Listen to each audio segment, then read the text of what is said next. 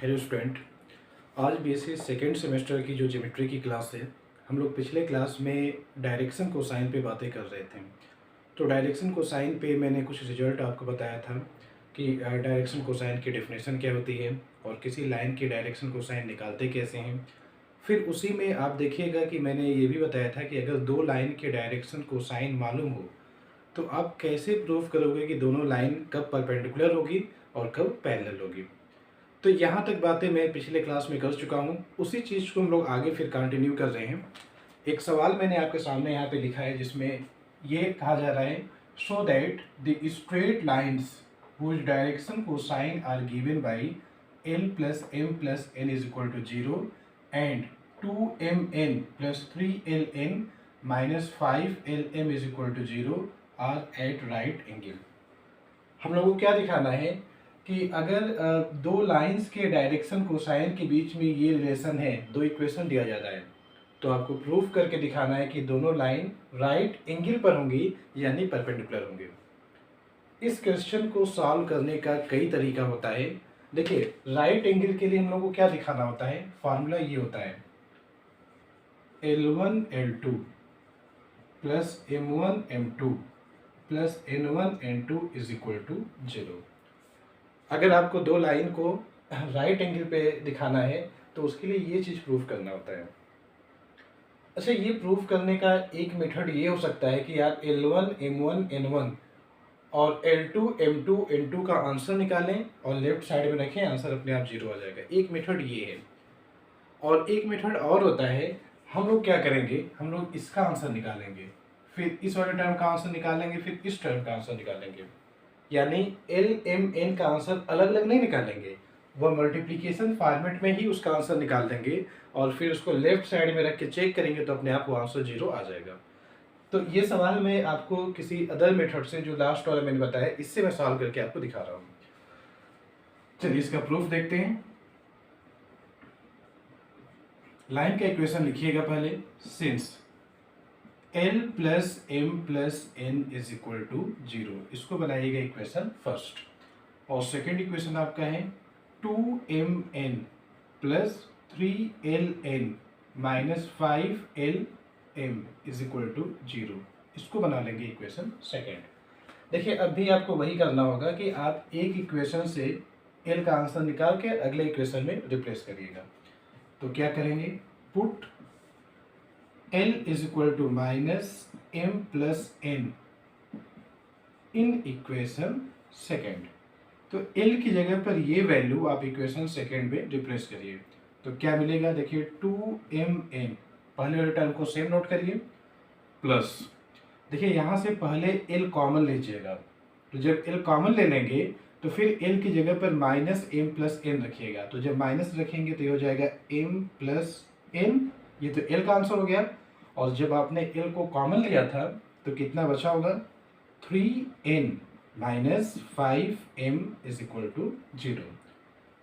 अच्छा, अब इसको पहले अंदर आप मल्टीप्लाई करिए, देखिए 2mn माइनस m मल्टीप्लाई करिए 3n से, तो 3mn, फिर यही m मल्टीप्लाई करेंगे यहाँ पर तो प्लस 5m स्क्वायर। देखिए m मल्टीप्लाई होगा 5m से, माइनस 5m स्क्वायर, लेकिन माइनस ब्रैकेट से पहले भी है तो इसलिए प्लस हो जाएगा। n मल्टीप्लाई करेंगे 3n से तो 3n स्क्वायर रहेगा, लेकिन यहाँ माइनस साइन है तो माइनस 3n का स्क्वायर। फिर यही n मल्टीप्लाई करेंगे 5m के साथ तो माइनस 5mn आएगा, बाहर माइनस साइन है तो आपका हो जाएगा plus 5mn is equal to 0। इसको अब अरेंज करिए। अरेंज करने का मतलब पहले m स्क्वायर का टर्म लिखिए, तो m स्क्वायर का टर्म हो गया 5m स्क्वायर, ये नोट हो गया। m स्क्वायर के बाद m वाला टर्म नोट करिए, तो उसके लिए क्या करेंगे, देखिए 5 प्लस 2 7, 7 माइनस 3 तो 4, तो प्लस 4mn, फिर n स्क्वायर का टर्म आप लिखिएगा तो 3n square is equal to 0। अच्छा, इससे पहले वाली वीडियो में आप देखिएगा, वहाँ पे जब डायरेक्शन कोसाइन निकालना होता है तो हम लोग इसको फैक्टराइज कर लेते हैं। तो वैसे फैक्टराइज करके भी सवाल सॉल्व किया जा सकता है, और इसको सॉल्व करने का एक मेथड और होता है, तो मैं आपको सेकेंड मेथड बता रहा हूँ। अब आप ये करिएगा कि पूरे इक्वेशन को, जो लास्ट वाला इक्वेशन है, इस पूरे इक्वेशन को आप पहले एन स्क्वायर से डिवाइड करिए। तो देखिए जब एन स्क्वायर से डिवाइड करेंगे तो ये मिलेगा 5m/n, यहाँ पे मिलेगा। अच्छा यहाँ डिवाइड करेंगे तो एक n कैंसिल हो जाएगा, तो क्या मिलेगा 4m/n, और लास्ट वाली इक्वेशन से 3 = 0, ऐसा आपको मिलेगा। फिर ये अच्छा यहाँ पे 5m/n का होल स्क्वायर होगा। जब आप n स्क्वायर से डिवाइड करेंगे तो 5m/n का होल स्क्वायर, यहाँ डिवाइड करेंगे तो एक n कैंसिल हो गया है यानी 4m/n, और यहाँ डिवाइड करेंगे तो -3 = 0। ये जो इक्वेशन है ये m/n में एक क्वाड्रेटिक इक्वेशन है। हम लोग ये लिखेंगे this is quadratic equation in m/n। ये m/n में क्वाड्रेटिक इक्वेशन है, so it gives two value of m/n। यहाँ से हम लोग को m/n की दो वैल्यू मिलेगी। तो हम लोग ये मान लेते हैं कि जो दो वैल्यू मिलेगी तो एक आंसर m1/n1 है और अगला आंसर m2/n2 है। तो लेट m1/n1 और m2/n2 denotes m1/n1 m2/n2 denotes values of m/n। या इस इक्वेशन का जो रूट है, एक रूट है m1/n1 और अगला रूट है m2/n2। तो आप क्या करेगा, क्वाड्रेटिक इक्वेशन में प्रोडक्ट ऑफ द रूट होता है, वो फार्मूला यूज करिए। क्या लिखेंगे, प्रोडक्ट ऑफ द रूट्स।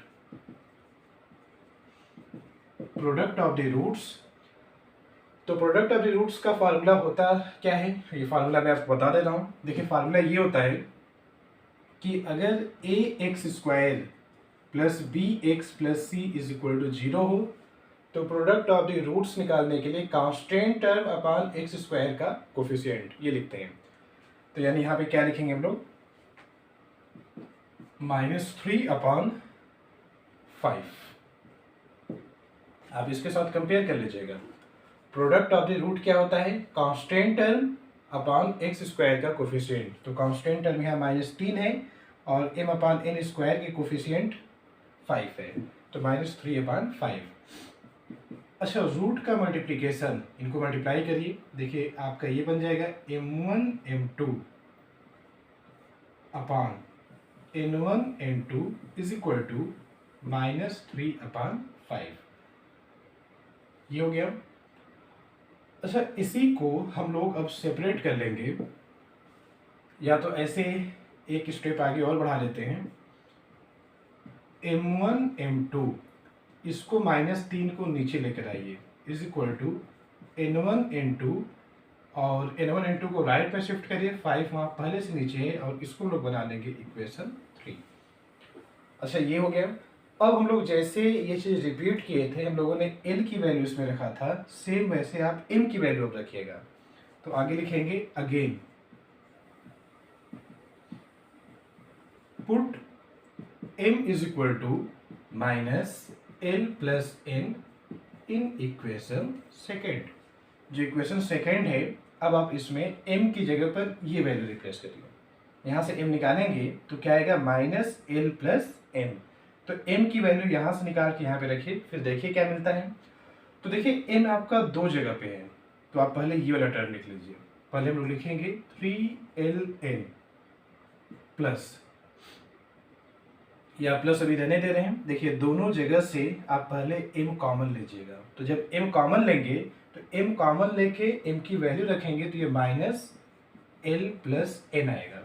ये हो गया। बाकी जब आप यहाँ से m कॉमन लिए होंगे तो क्या बचा होगा, 2n - 5l। तो 2n - 5l = 0। अब आप इसको पहले अंदर मल्टीप्लाई करिए। देखिए मल्टीप्लाई करने पर क्या मिलता है, तो ये हो जाएगा 3ln - l आपका 2n से मल्टीप्लाई होगा तो 2ln फिर यही एल इससे मल्टीप्लाई होगा तो प्लस 5l का स्क्वायर, n मल्टीप्लाई होगा इससे तो -2n का स्क्वायर, फिर n मल्टीप्लाई होगा इस वाले टर्म से तो plus 5ln is equal to 0। यहाँ प्लस माइनस साइन अपना चेक कर लीजिएगा कि प्लस माइनस कैसे लिखा गया है, कॉमन सी चीज़ है वो देख के आप समझ जाएंगे।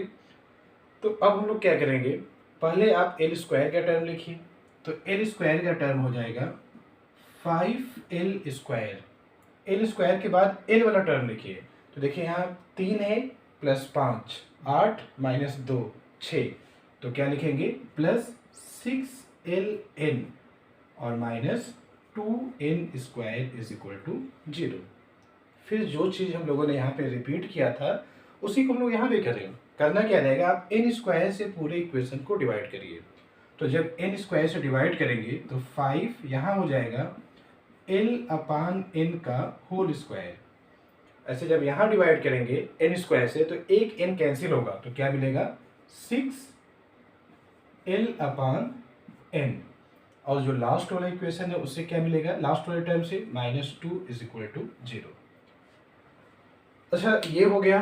फिर हम लोग वही चीज़ रिपीट करेंगे जो यहाँ पे किया गया था कि ये l/n में एक क्वाड्रेटिक इक्वेशन है, तो इसके 2 रूट होंगे। एक रूट हम लोग l1/n1 सपोज कर लें, अगला रूट l2/n2 सपोज कर लें, फिर प्रोडक्ट ऑफ द रूट जैसे लिखा गया था वैसे लिखें, देखते हैं क्या मिलता है। तो चलिए इसको कंप्लीट किया जाए हम लोग।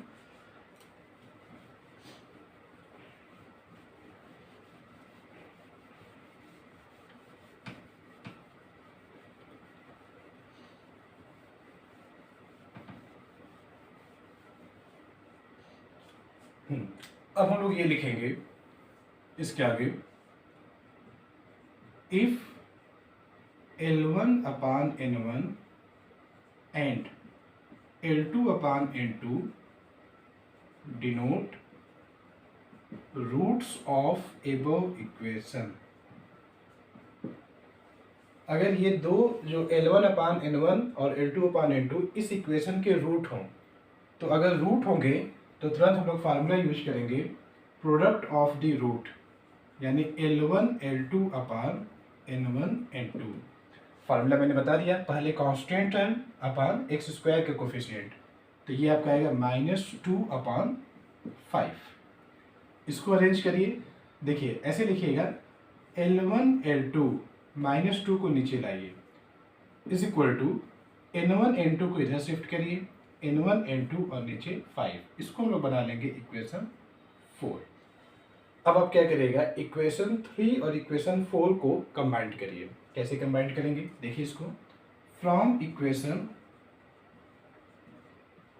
3 एंड इक्वेशन 4, तो देखिए l1 l2 इसके नीचे है -2 इज इक्वल टू l के बाद m लिखिएगा, तो m है आपका m1 m2 और नीचे उसके लिखेंगे -3।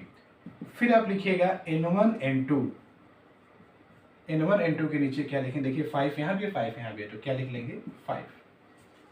तो इन दोनों इक्वेशन को, इक्वेशन 3 और इक्वेशन 4 को कंबाइंड करने पर ये मिला है।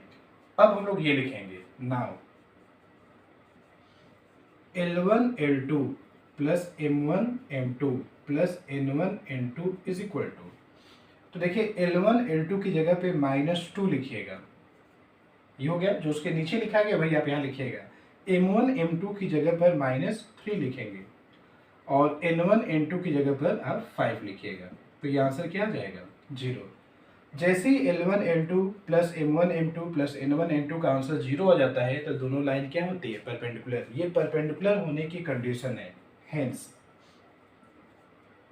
बोथ लाइन्स आर परपेंडिकुलर, दोनों लाइन परपेंडिकुलर होंगे या तो राइट एंगल पे होंगे। तो हम लोगों ने जो ये क्वेश्चन सॉल्व किया है, अब आपके माइंड में ये आएगा कि जब हमारे पास पहले से एक मेथड मालूम था l1 m1 n1 निकालने, l2 m2 n2 निकालने और रखें आंसर आ जाए, तो फिर नया सीखने की क्या ज़रूरत है। उसका रीज़न ये है कि आगे की क्लास में मैं आपको 2 क्वेश्चन कराऊंगा जिसमें कुछ रिजल्ट आपको प्रूव करने होते हैं और वे अक्सर एग्जाम में पूछे जाते हैं। जो पहला मेथड आपने किया है वह हर जगह अप्लाई नहीं हो पाता है, कुछ क्वेश्चन ऐसे जहाँ पर अप्लाई नहीं हो पाएगा, वहाँ पर कुछ दिक्कत आएगी। अगर वो फैक्टराइज ही ना हो पाए तब क्या होगा। तो इसीलिए आपको अलग अलग जितने भी तरीके मिलते हैं सब पता होना चाहिए। हम लोग अगले क्लास में, इस क्लास को मैं यहीं पे क्लोज कर रहा हूँ, हम लोग अगले क्लास में क्या करेंगे, अगले क्लास में इसी फॉर्मेट के और क्वेश्चन सॉल्व करेंगे। 2 सवाल है जो अक्सर आपके एग्जाम में खूब पूछे जाते हैं, तो हम लोग उसको समझेंगे कि वह है क्या और उसको सॉल्व करने का तरीका यही होगा। तो आप इसको देखिए, समझिए, और फिर मिलते हैं हम लोग बहुत जल्द अगली वीडियो में, जिसमें मैं आपको इसके आगे की चीज़ों को फिर बताऊंगा। अपना टाइम देने के लिए थैंक यू, फिर मिलते हैं।